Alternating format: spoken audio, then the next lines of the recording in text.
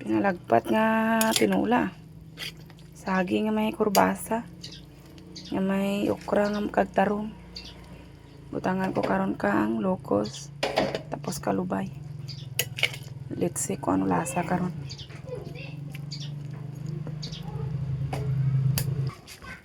Yan, malapit na maluto. So, okay na siya.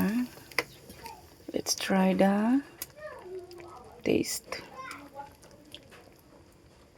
Malapuyot siya kay tungod sa okra. Manami siya. Okay din. Hindi na kaya nang lamot ang tagabang.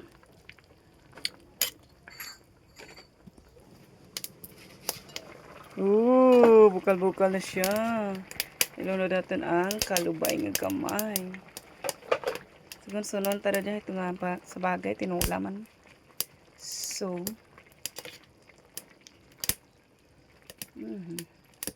first time ko magluto mga mukha ng gulay, guys.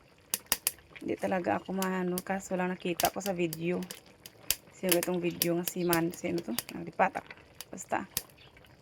Kaso ito nagkalubayan na. Tagabang tanaan ang ginbutang.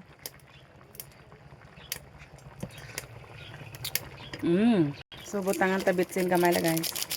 Para na malasaras naman. Pwede bilin. Magic sarap gamay lang. Gamay pang asin para mag-balance ang iyang sabor. Yan.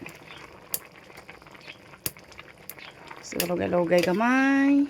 Basta nga lapta ang iyang lasa. So, butangan natin sa lokos instead of hipon. Ayan. So, nagaparahi lokos kalayo kay mainit. So, ini natin ibutang kay nanglan. Isa-isahan talang kabutang kang lokos kay tungod budlay man mag-ano kay gaisa lang kalima. Kay basi magsunod ang iyang tubig, so masi maglangsa. So, mas mayad ng amon na siya. Ano pa, guys? Kompleto ng amon sa dapli. Solve na. Katapos kada. Takpan nanay para magdaang lokos. Yan. Okay na, guys. Da doon sa utong ta. Lokos, I mean. Da ng tanan. So, ready to eat na. Here are the taste. The final taste. Char.